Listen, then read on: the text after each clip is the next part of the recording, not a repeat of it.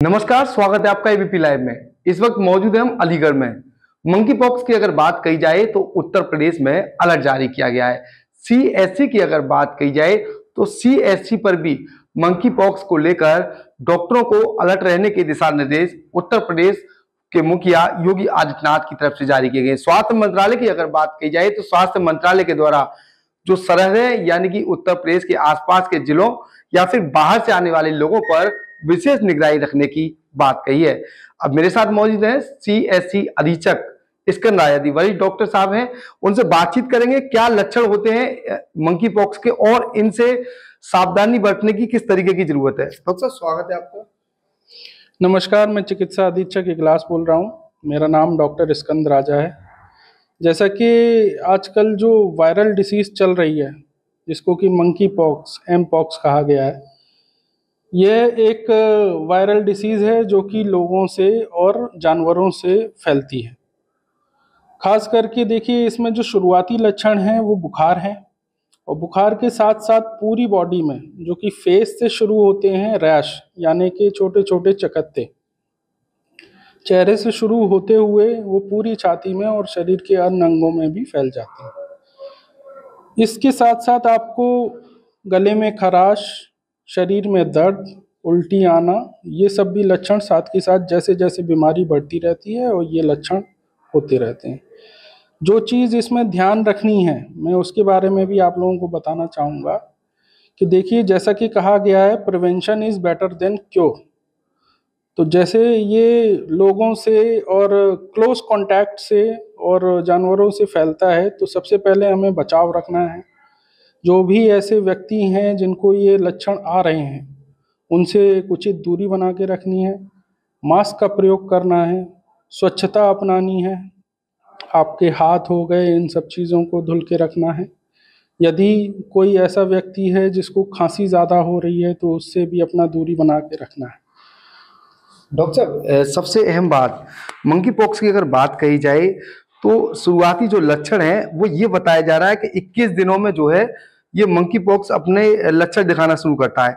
तो उन 21 दिनों में लोगों को कैसे पता चलेगा कि वो मंकी पॉक्स की चपेट में आ चुके हैं।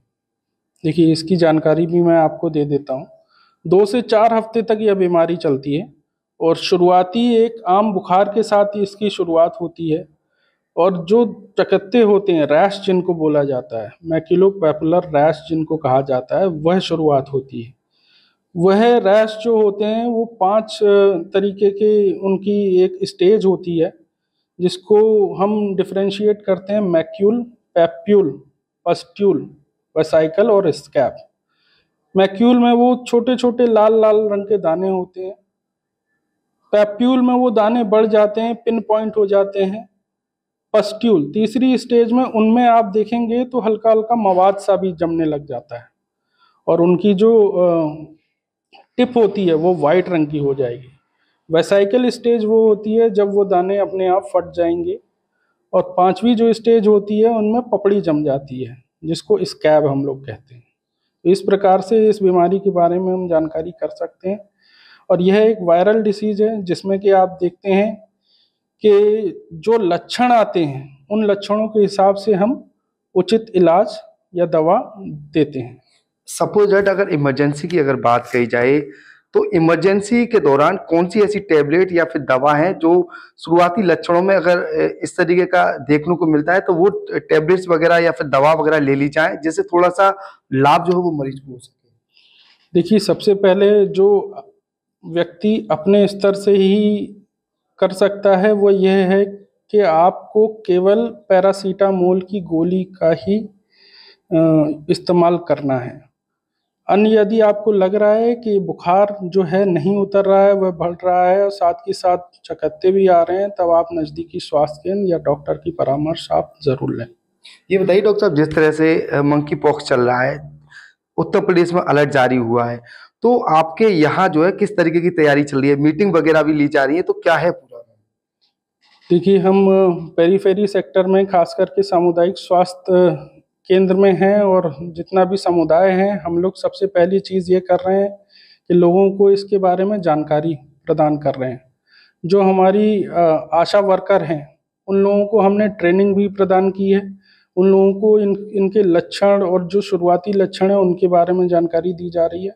साथ ही साथ हमने सामुदायिक स्वास्थ्य केंद्र में फीवर डेस्क भी लगाई हुई है। जो भी बुखार के मरीज आते हैं उनको हम चिन्हित करते हैं और जिस भी क्षेत्र से होते हैं फिर वहाँ पे सामुदायिक स्वास्थ्य अधिकारी की मदद से हम उस क्षेत्र की जांच करते हैं। और साथ ही साथ जो बुखार के लक्षण होते हैं तब हम आपका RDT टेस्ट हो गया, मलेरिया डेंगू की भी साथ ही साथ हम जांच करते हैं। ये बताइए डॉक्टर साहब, जिस तरह से लगातार बताया गया है कि सीमा पर जितने भी बॉर्डर्स हैं CSC वगैरह के, यहाँ पर स्क्रीनिंग की जाएगी, तो उसके लिए क्या कोई तैयारी वगैरह भी चल रही है?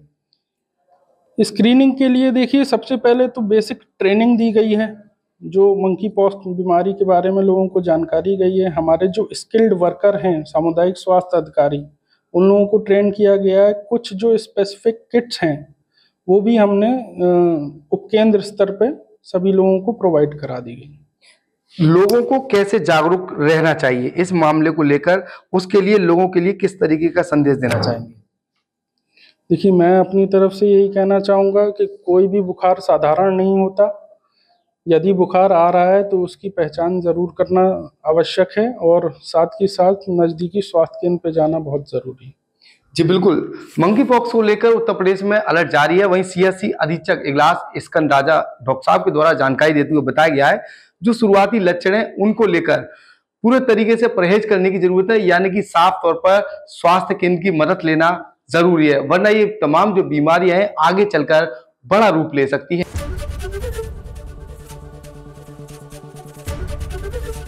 ABP गंगा, खबर आपकी, जुबान आपकी।